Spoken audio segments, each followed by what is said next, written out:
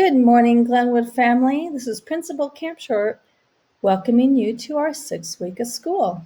I want to thank everyone who took part in the back to school night last Thursday, especially our teachers who worked so hard to get the presentations for your families, and also to our translators. Thank you so very much. Now you know what time it is. It's time for that Pledge of Allegiance. So please put your right hand over your heart and repeat with the recording of the student. I pledge allegiance to the flag of the United States of America and to the republic for which it stands, one nation, under God, indivisible, with liberty and justice for all. And now we're going to sing You're a Grand Old Flag. You can follow along with the lyrics on the screen.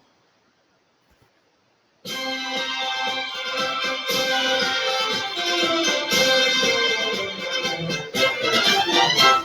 a grand old flag, you're a high-flying flag, and forever in peace may you wave.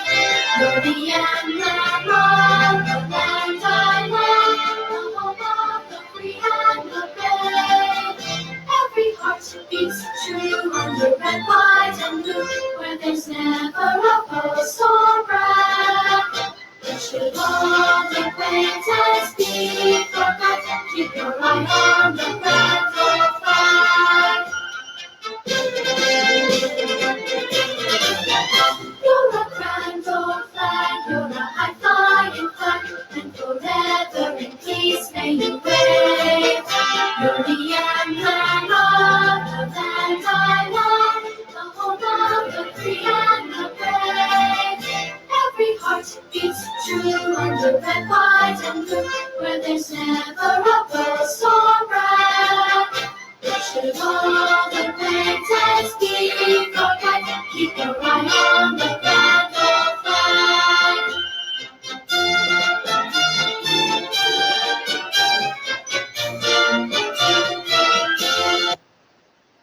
Okay, so now it's time for some announcements for the week.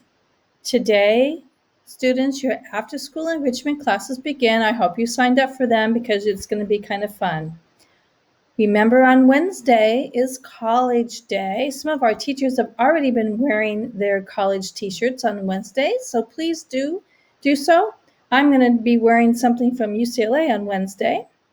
Thursday, an announcement for parents, we're going to have a school site counselor election because we still have 2 vacant seats that we want to fill, so please consider being involved in our school.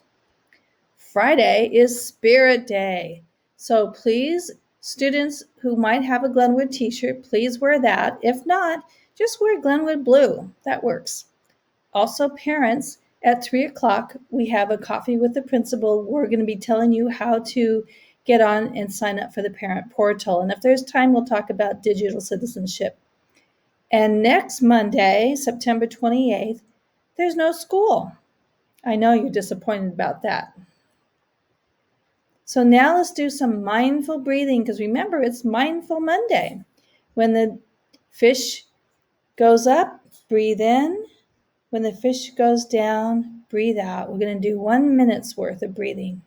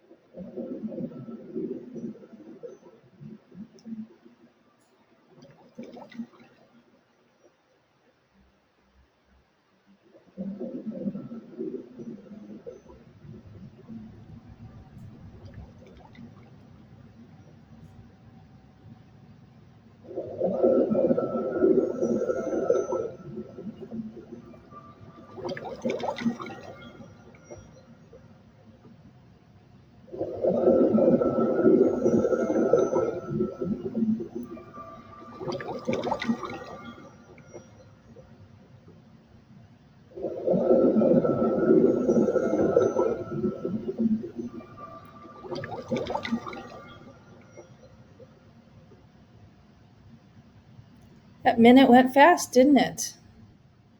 We're going to do that every Monday because it really helps focus us and calm us and get us ready for our lessons. So now we're going to talk about gratitude. Tuesdays are Gratitude Tuesdays. So you know how adults are always asking you to say please and thank you. Well, that's not really gratitude. That's expressing thanks. Gratitude is when you really have a heartfelt thanksgiving and really true gratitude, feeling that you are so appreciative of something in your life. So, what are you actually appreciative for? Your family? To be able to come to school? To be able to have food to eat? To be able to have a device where you can go to school? Are you grateful for your teachers? So many things to be grateful for. And gratitude, especially when you start marking your gratitude, makes you happy. And it doesn't take for us very long to see how gratitude makes a difference in our level of happiness. Joseph Worthland said, "Sometimes we should express our gratitude for the small and simple things, like the scent of the rain, the taste of your favorite food, or the sound of a loved one's voice." So think about what you're grateful for. And let's go ahead and watch a short video on the attitude of gratitude. Do you have an attitude of gratitude? An attitude of gratitude? What on earth is that? An attitude is a way of thinking or feeling about something. We can have a good attitude or a bad attitude. The cool thing is that we are in charge of our attitude. We can choose to have a positive attitude. When we find things to be grateful for and always look for the good, we have an attitude of gratitude. There are so many things to be grateful for. The air we breathe, a sunny day, a favorite friend. Sometimes we forget all of the great things in our lives. Sometimes it's hard to have a good attitude, to be grateful. It can be really hard to see the good when everything seems to be going wrong, like when it's rainy and you don't see a bit of the bright sun anywhere. But there is always something to be grateful for. When it rains, we can be thankful for the rain helping the grass and plants grow, or getting to splash in the puddles. When we make mistakes, we can be grateful for the opportunity to learn something new and to have the courage to try again. Remember, we can't always choose what happens to us, but we can always choose how we respond. We can always respond in a healthy, positive way. We can choose to look for the good in our lives and practice gratitude. Gratitude makes life fuller, brighter, and better. It turns whatever we have into enough and more. It turns a meal into a feast. When you have an attitude of gratitude, you think positively.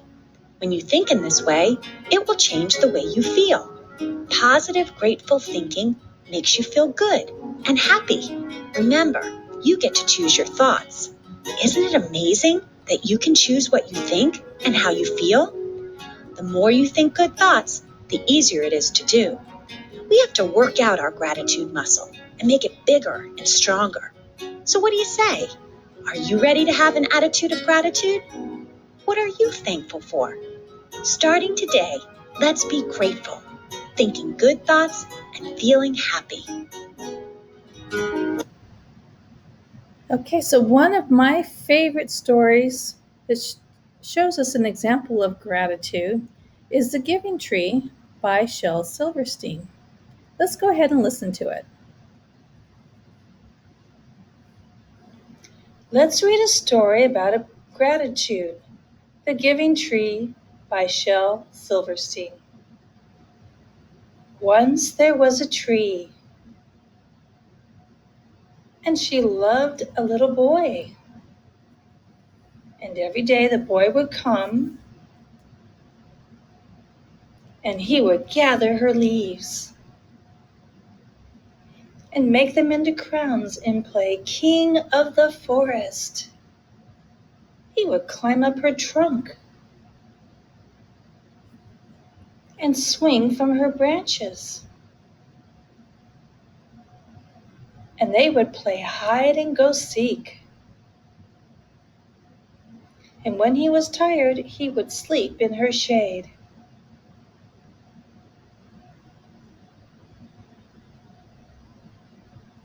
And the boy loved the tree very much, and the tree was happy. But time went by, and the boy grew older, and the tree was often alone. Then one day the boy came to the tree, and the tree said, "Come, boy, come and climb up my trunk and swing from my branches and eat apples and play in my shade and be happy." "I am too big to climb and play," said the boy. "I want to buy things and have fun. I want some money. Can you give me some money?" "I'm sorry," said the tree, "but I have no money. I only have leaves and apples. Take my apples, boy, and sell them in the city. Then you will have money and you will be happy."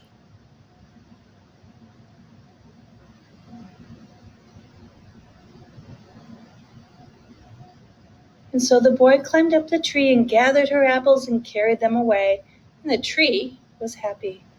But the boy stayed away for a long time, and the tree was sad. And then one day the boy came back, and the tree shook with joy. And she said, "Come, boy, climb up my trunk and swing from my branches and be happy." "I am too busy to climb trees," said the boy. "I want a house to keep me warm," he said. "I want a wife and I want children, and so I need a house. Can you give me a house?" "I have no house," said the tree. "The forest is my house. But you may cut off my branches and build a house. Then you will be happy."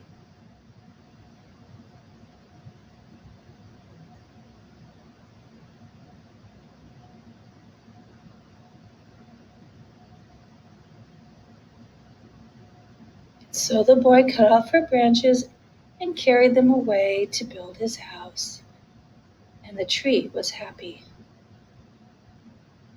But the boy stayed away for a long time, and when he came back, the tree was so happy she could hardly speak. "Come, boy," she whispered, "come and play." "I am too old and sad to play," said the boy. "I want a boat that will take me far away from here. Can you give me a boat?" "Cut down my trunk and make a boat," said the tree. "Then you can sail away and be happy." And so the boy cut down her trunk and made a boat and sailed away. And the tree was happy, but not really. And after a long time the boy came back again. "I am sorry, boy," said the tree, "but I have nothing left to give you.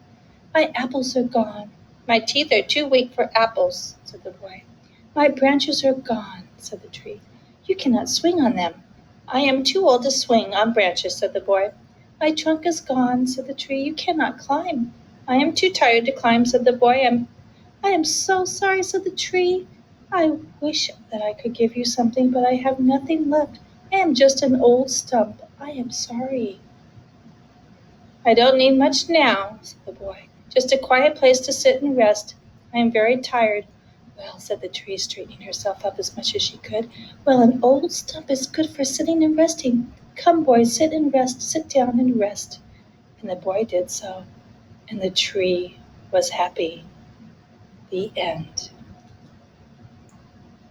So what do you think of the story of Shel Silverstein, The Giving Tree? What were some of the opportunities to show gratitude?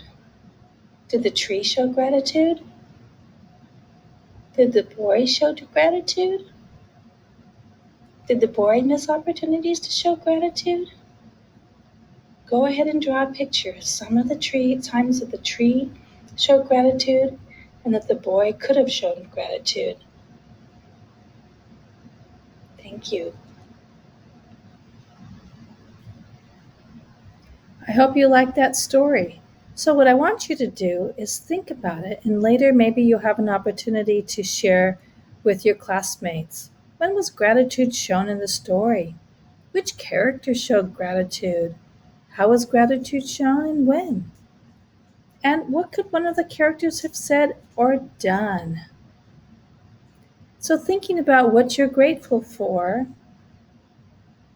again, I'm going to say I'm grateful for you. and I want you to have a wonderful, wonderful day.